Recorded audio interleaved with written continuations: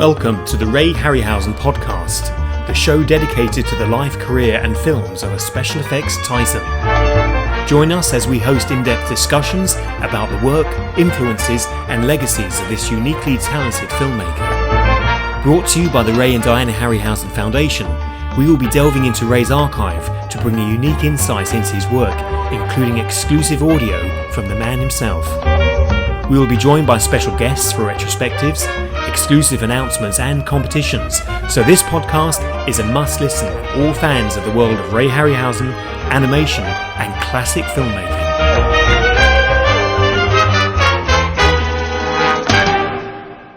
Hello and welcome to episode 22 of the Ray Harryhausen Podcast. We've got a very special interview that we want to share with you today, and so once more I'm joined by trustee John Walsh. Hello John. Hello Connor. And today we're going to be listening to an interview that I made with League of Gentlemen star Mark Gatiss. For those of you who maybe don't know who Mark is, you'll have definitely seen some of his work in Doctor Who, The League of Gentlemen, Sherlock, and so many other programmes. And as well as being a huge star on screen and on stage, he's also a massive fan of Ray Harryhausen. During their recent League of Gentlemen Live Again tour, I was lucky enough to be able to catch up with Mark. So John, yeah, it was great to chat with Mark. A very interesting interview that you're about to hear. Yeah, I mean, absolutely. Mark Gatiss he's a young man, so he won't mind me saying that. But he's also a national treasure. For people who know and love Doctor Who, classic Doctor Who, they'll know that Mark has been a big supporter of the series before it came back brilliantly by Russell T Davies. And it's wonderful. It's a wonderful bridge between the fans, people like Mark, who was an active fan, a professional writer, performer, and being involved with Doctor Who, and we'll speak about that a bit later on. But and also interested in that whole genre of interesting British-made horror like Hammer films. We've seen documentaries with him on that. He's a fan of Ray Harryhausen, which is why he's on the show chatting to you, Connor. And he's just an all-round good egg. And to be a performer and to be a writer and to be somebody who's a creative powerhouse is really impressive. And last month, viewers may have seen him on BBC4 with his outstanding John Minton documentary about the forgotten artists from the 1950s and 60s. And if you can still catch that on iPlayer, I'd strongly recommend you have a look at Mark Gatiss on John Minton. But Connor, you were very lucky because you not only met Mr. Gatiss, but you got to see the League of Gentlemen on tour, which were not easy tickets to get. How was the show?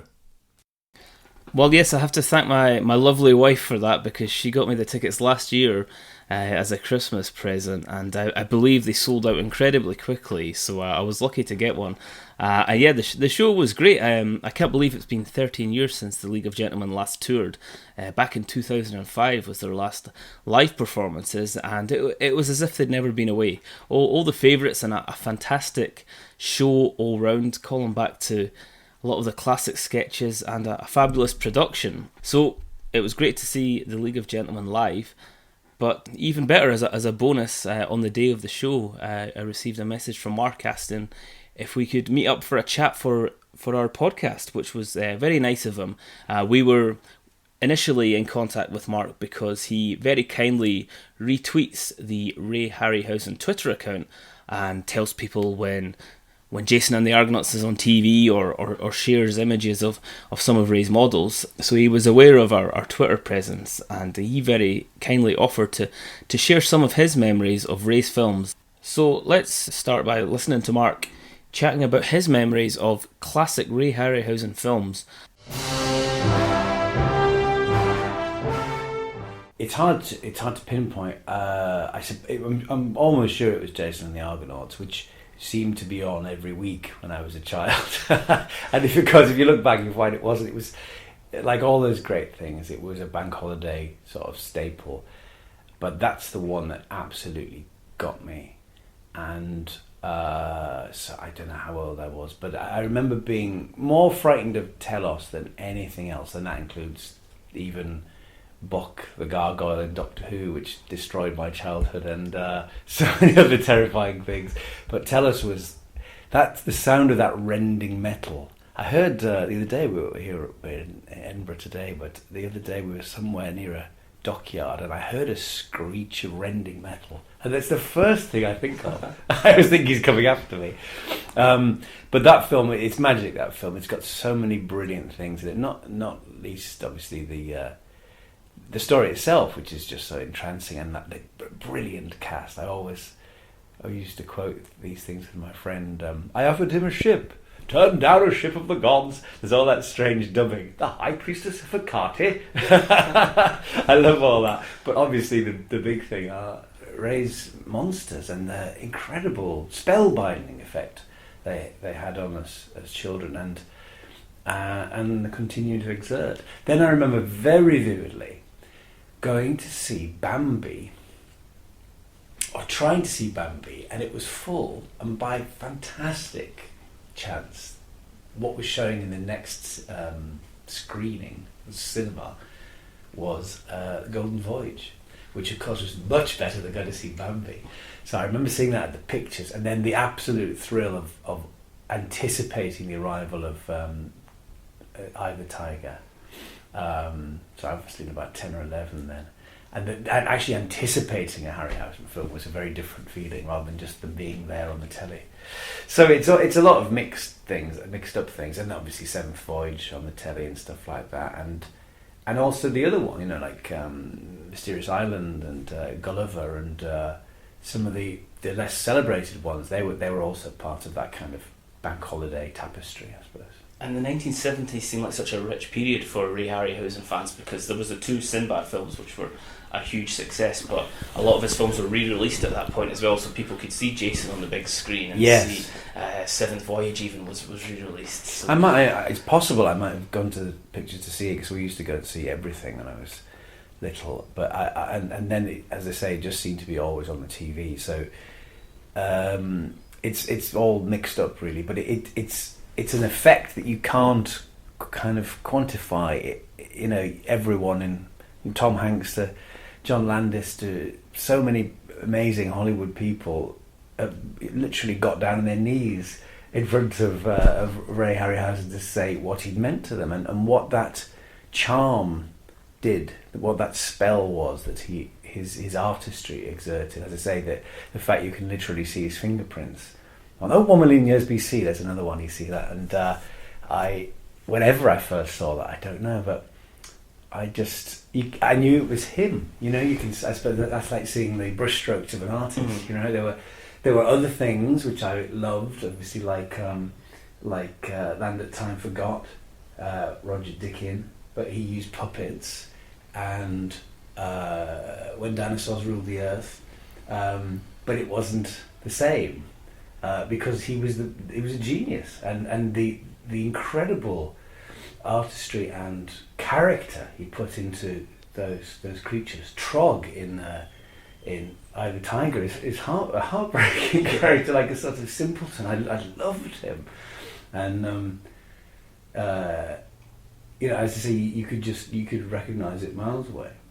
Now, Jason and the Argonauts is actually 55 years old this year, and Golden Voyage of Sinbad is 45 years old. How does it make you feel that old?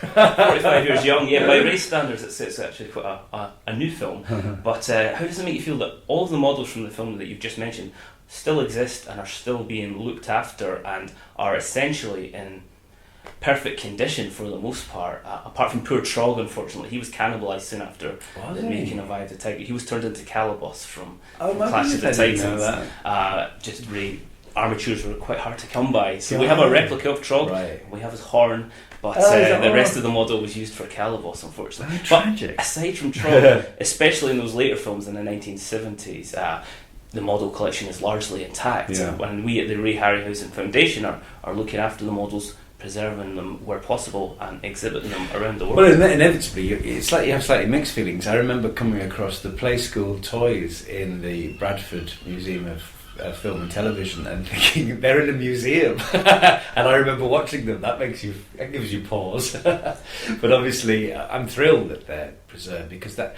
so much film and television was regarded as ephemeral, and thank God people like Ray Harryhausen wanted to look after their stuff, and now obviously it's being curated and cared for by yourself and others. It's a gift to the future, really, because it's these things are so precious, and not that you don't just think there they are on the screen. Here it is in front of you. I remember seeing the centaur from Golden Voyage in real life and looking at that fur, and it's quite remarkable to think that was it.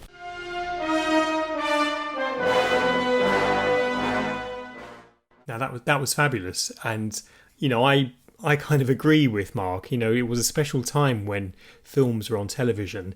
If it was the British television premiere of a James Bond film, it would be at Christmas or maybe Easter or Bank Holiday Monday. So in a way, old people like me often say, television has no longer has the special moments, those moments that gather everyone around, those World Cup moments, as we say. But it's a testament to Ray's films that they survived on television and later on VHS, and someone like Mark can actually quote lines from them and do it really well. I mean, I know he's doing it with a sense of irony as well, but these films really meant something to Mark Gatiss, didn't they, Connor?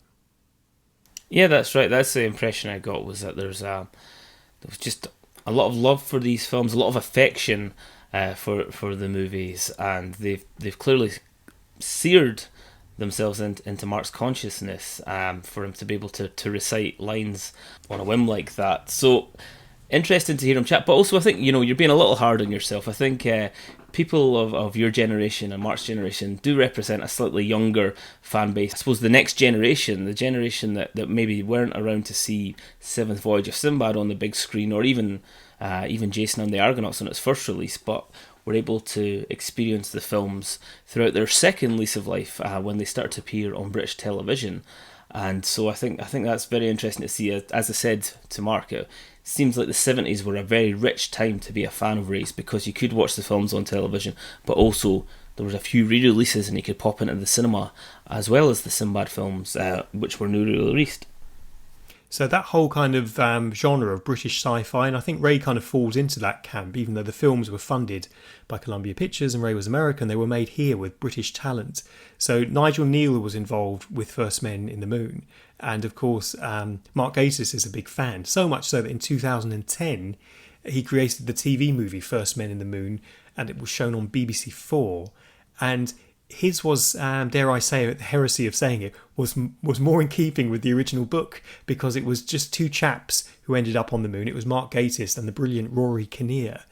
And it was the same story, but a different sort of technical approach, of course. And that's something that you can find. First Men in the Moon from 2010 is on DVD, and if fans want to see another alternative version of it, and Mark was playing the Lionel Jeffries character of Carver. What did you think, Connor? Have you seen that? I have to admit that I have not seen it, but it's on my very long watch list. I've got a huge watch list just now of things to catch up with. But it's interesting that that it's slightly more faithful to the novel, and that it's just the two men headed to the moon. I know that in the 60s, during production of Ray's version of First Men in the Moon, they were under some pressure to introduce a female character.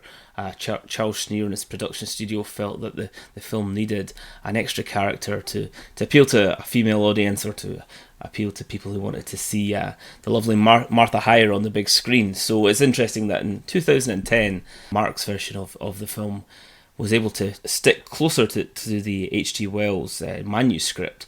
Now, everyone knows there's been big crossovers between Doctor Who and Ray Harryhausen, with Pat Troughton appearing in 2 Harryhausen productions, and of course Tom Baker famously being cast as Doctor Who after playing Kura in The Golden Voyage of Sinbad. On Doctor Who Night in 1999 on BBC 2, now this is about 6 years before Russell T. Davies brought the series back for BBC One, Mark contributed a couple of, I'm not going to say comedy sketches, because they are really short films, humorous short films, and let's have a listen to the first one, because it's really very good, and Mark plays a wonderful version of the Doctors.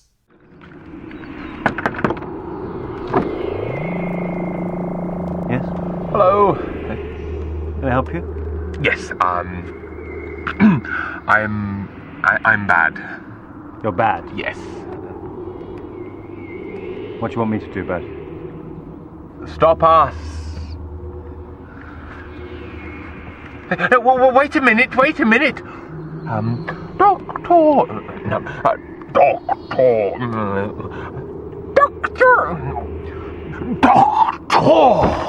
Ah, that's it. You fear me now, Doctor. What do you want? I'm not sure. I haven't thought of anything yet. Maybe I should come back tomorrow. Yeah, come back tomorrow when you've had a chance to think things through. Yes, I will have a plan, and you can stop me if you can, Time Lord. All right. See you then. What if I were to hollow out the Earth's core and replace it with a giant motor so I could pilot the planet anywhere in the universe? Been done. You're sure? Yeah. You're the expert.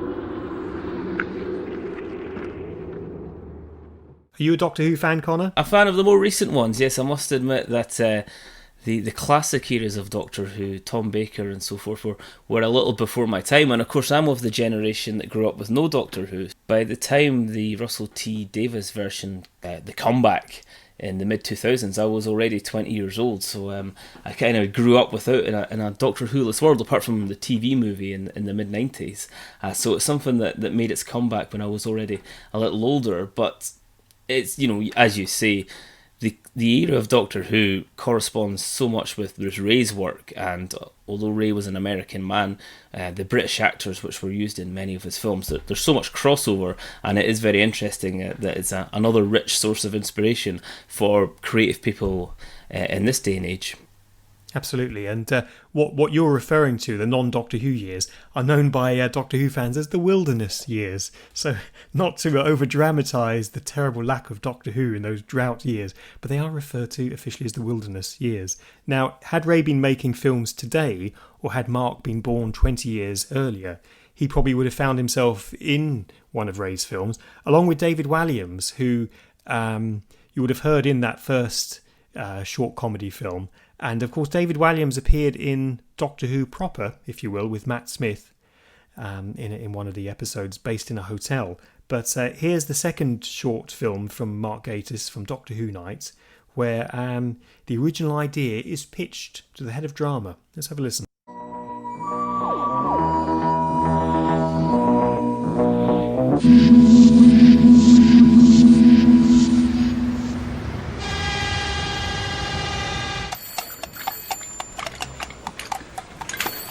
Yes, Muffin. I'm sorry too. All right, Sydney, thanks for coming in. Pleasure, sir. I understand you have a little program idea for us. Yes, sir. Called Drew. It's, Doctor Who, sir. Oh, I see. Basically, it's about a man who can travel anywhere in space and time. Game show, is it? No, it's science fiction. His time machine is disguised as a police box, but he calls it a TARDIS, which stands for time and relative dimensions in space, because it's bigger on the inside than the outside. Been done, hasn't it? I'm sorry. Go on. Well, he's not a human, he's a Time Lord, and with all kinds of monsters and aliens. We're looking for something to go just after the football scores, just before Jukebox Jury. But this is it. I mean, it's a real family show. Oh, smashing. Well, how long do you envisage the show running? 26 years. Really? Yes, I've got it all worked out. The Doctor starts off as a crotchety old man, then after 3 years, he completely changes. Regenerates, as it were. Yeah, regenerates into, well, a cosmic hobo. And how long does he last? Another 3 years. Then he changes into a dashing dandy with a mane of white hair and a strange old young face. Well, who do we have in mind for that incarnation? Well, I've spoken to John Pertwee's agent. He comes free in 1970. Right. But we've got to release him by 1974. He's got Wurzel Gummidge. Of course.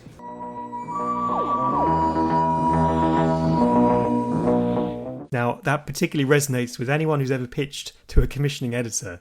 And I can tell you, it's not unlike that when you meet people and have to pitch ideas and they feign disinterest. Or is it feigning interest? So that really brings us on to what we really wanted to track Mark down for, because you had a specific question, because we had a mission that we sent you on, Connor, didn't you, to find out information for something specific. So you can reveal all now. What happened? As often with these things, it was our wonderful conservator, Alan Freswell, that told me something about the League of Gentlemen's relationship with Ray Harryhausen. Now, for those of you that have seen the League of Gentlemen's Apocalypse, the 2005 film, you'll have seen a fantastic sequence at the end, a stop-motion sequence which is very reminiscent of Ray's classic work, particularly the Hydra and the homunculus scenes from Golden Voyage of Sinbad and Jason and the Argonauts. Now, Alan told me that the League of Gentlemen had approached Ray and asked him to animate on the film. Now, as with many of these things, it's a lot of rumour and conjecture, so I decided to go straight to the horse's mouth and ask Mark directly, did you really speak to Ray? Did you ask him to work on your film? And you can hear his answer now.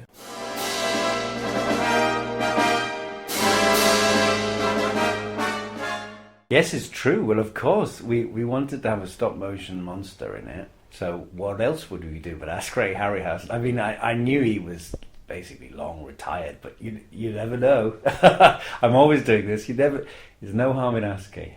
So we wrote to him, and we've got this sequence, and I mean, it was obviously a ridiculous long shot, but we thought we couldn't really rest if we didn't do it. And then I met him at the Empire Awards, which must have been about 2004 or 5. I knew his voice so well from all the documentaries. He sounded the way I want God should speak, I think. He was very. He was like, he said, "Oh, you asked me to do your picture." It was something like Jimmy Stewart. It was something. I love that sort of slightly hesitant. His voice was like Hickory Wood. I'm very flattered, but I'm long since retired. But God, it was like touching the hem of his garment. Was so thrilling. It was very, very sweet. And I just gushed and said, what he must have heard every 5 minutes, which is that he sort of made my childhood and all our childhoods. So we did in the end.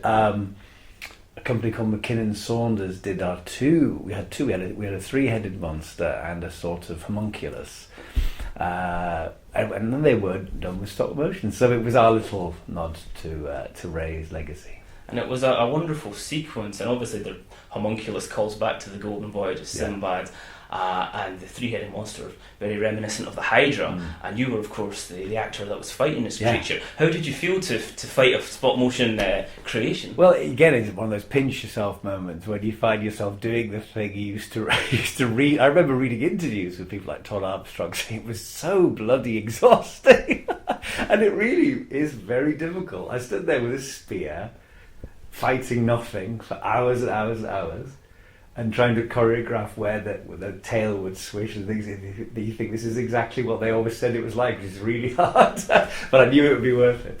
And just as we're speaking about the preservation of models, whatever happened to the models that you used? Well, it's interesting now because by absolute coincidence, someone sent us a link to eBay or something, and the homunculus was being sold, and Reese bought it.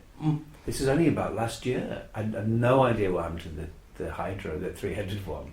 It vanished. It's probably, I don't think it'll be destroyed. It'll be out there somewhere. But that's only 12, 13 years ago, and already they vanish. So this shows you the foresight that Ray had in establishing his collection. He wanted it. He didn't want it to go. He didn't want to see his models on eBay, and even though that didn't exist at the time, he didn't want to see his models going on auction and kind of being tucked away. He wanted the world to see them and learn from them. But that's very interesting that you saw your own homunculus appear on auction, just because that seems like a very recent Maybe thing. Reese can lend it to you for the exhibition. Nice. That would actually be really good. That's the kind of thing, because people that have been influenced by Ray's you want the legacy, don't you? Yeah, people, because we don't just see Ray as a step on the ladder, we see him as somebody who continues to influence. And as you mentioned before, when children see Ray's films, there's something intangible about them that reaches out. Absolutely. I did a screening of Seventh Voyage in Glasgow, and it was all 10-year-olds, and I was worried because they're not going to. They've all got iPhones. They've all watched Marvel films. They might not pay attention. At the end of the film, every hand went up, and it was, how do you make these models? Can you do stop motion now? How do you work? How do you? I think that what punches through completely, and there are obviously things do date. The performances date more, I think, particularly the romantic bits. They feel like they're from another age, whereas Torrin Thatcher and Tom Baker, etc., they really last, I think. Those brilliant villainous performances. And what's her name who plays Zenobia? Oh, Margaret Whiting. Margaret Whiting. Jeremy and I we literally do this maybe once a month. Something will come up and we'll say, not enough, not enough. It never goes away.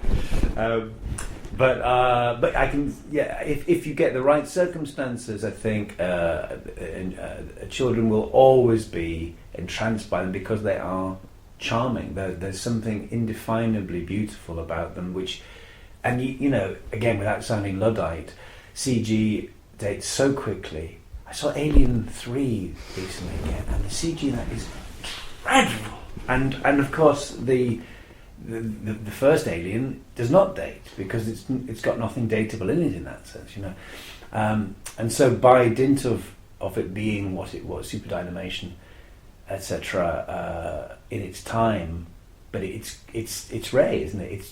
It's Ray that lasts. Well, that seems like a perfect way to end the interview. Thanks so much for your time, Mark, and would love to invite you to our major exhibition in 2020, which will have everything, all of our archive at the National Galleries of Scotland to celebrate Ray's centenary. Try and stop me.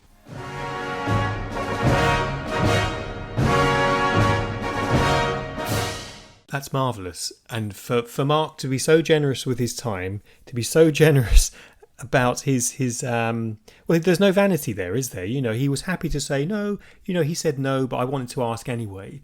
How wonderful. What a wonderful story. And how generous of Mark to share the story, how generous of Ray to have entertained the gentleman.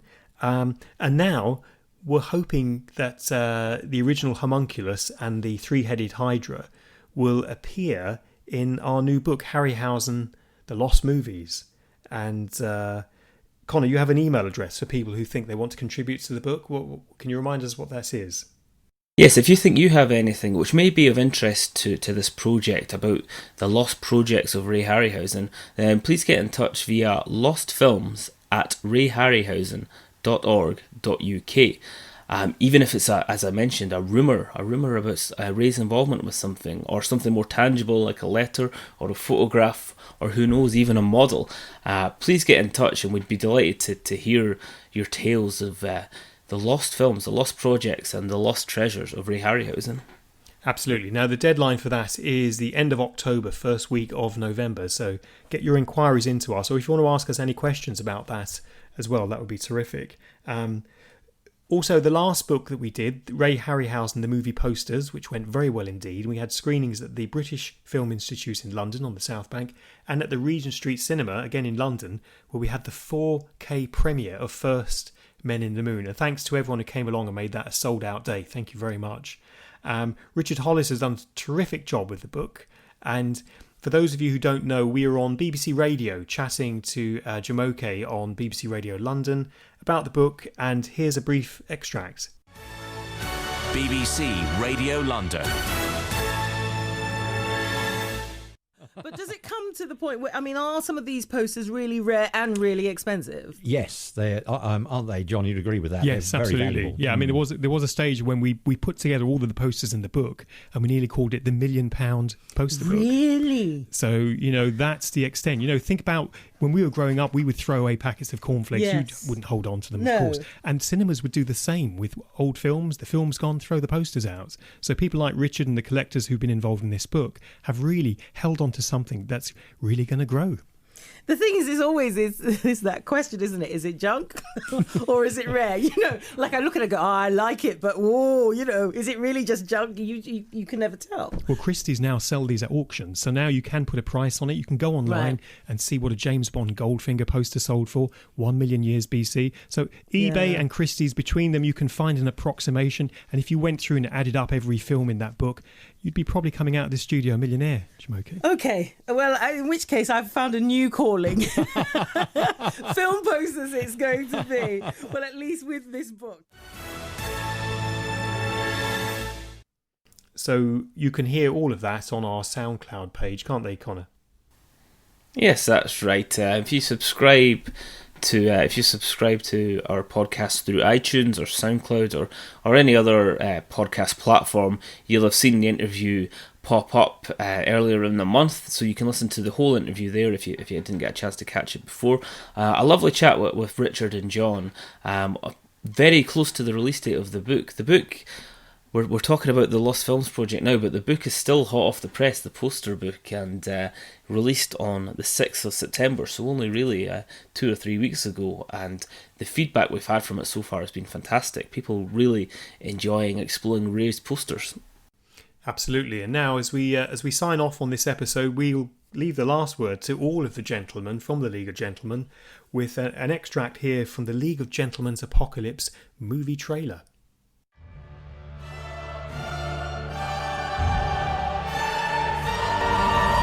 This year, one motion picture will dare to ask life's biggest question. Are you local?